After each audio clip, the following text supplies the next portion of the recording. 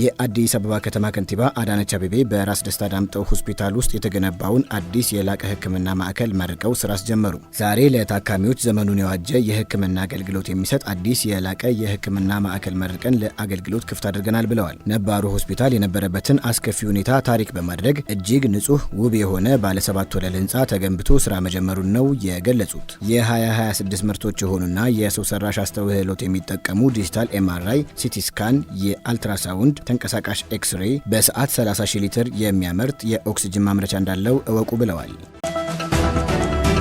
የኢትዮጵያ አየር መንገድ ወደ ሚዛን አማን ከተማ የሚያደርገውን የቅድመ ምረቃ በረራ በዛሬው ዕለት ጀምሯል። አየር መንገዱ ወደ ሚዛን አማን ከተማ በሳምንት 3 ቀናት በረራ የሚያደርግ ሲሆን ይህም ለማህበረሰቡ ፈጣን፣ ምቹና ቀልጣፋ የትራንስፖርት አገልግሎት ማቅረብ ያስችላል። በማስጀመሪያ መርሃ ግብሩ የኢትዮጵያ አየር መንገድ ዋና ስራ አስፈጻሚ መስፍን ጣሰው፣ የደቡብ ምዕራብ ኢትዮጵያ ህዝቦች ክልል የመንግስት ዋና ተጠሪ ፍቅሬ አማንና ሌሎች አመራሮች ተገኝተዋል።